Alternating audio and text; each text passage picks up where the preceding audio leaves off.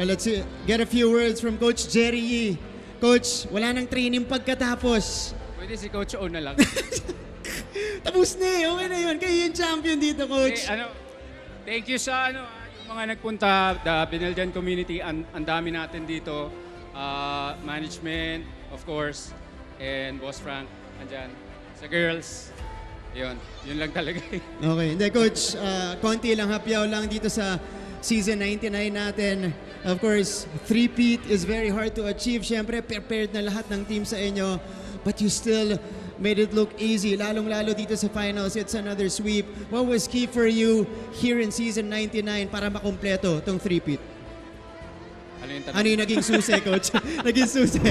Alam mo, minsan ko lang makitang medyo overwhelmed si Coach Jerry. No. Coach, go ahead. Susi. Wala the seniors, siyempre, napaka-eager yung seniors na tapusin yung sinimulan ng trabaho.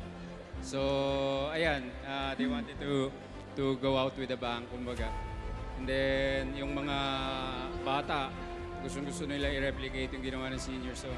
So talaga, yung girls lahat yan eh. Masipag sila, eager sila, and ayan, ang saya nga nila. Coach, speaking of the seniors, gusto kong maiyak sa'yo sila Jade, sila Mitch, sila Chloan, si Gail. What's your message to them? Because you've been with these players since, for a few seasons now here in the NCAA. Mensahe mo sa kanila. Sige lang kasi kami, kami yung anticlimactic. So, ayan, naniwala sila sa akin sa vision natin. I invited them, why NCAA, why not UAAP, why here in Benil, why ganon, why ganito. Naniwala sila, they saw the vision with me, they realized the vision with me. So, ayan lang, sila nagsimula nito, and then andyan yung players, some strong players coming over, joining us. Yeah. And then yung community nag-grow. So doon nagsimula. Kumbaga, I was able to convince them and naniwala sila, and andito sila ngayon. And the vision has been realized, Coach. It's a three-peat, a dynasty here in the NCAA. But you mentioned already the next generation, the next set of players.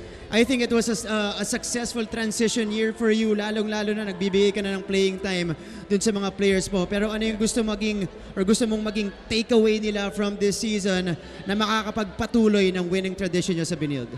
Yes, ayun na nga, you saw the rotation. So, binabantayan. Anyway, yun na nga yung rotation, and gusto na nga natin maganda yung transition into the next year.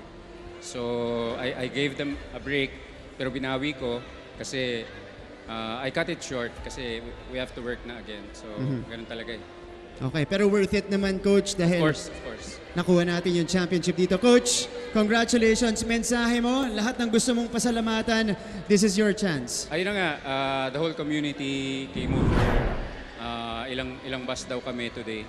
It's nakakatuwa kasi like first time namin. And then the management, the Mancom, everybody's here, Boss Frank's here. So thank you very much.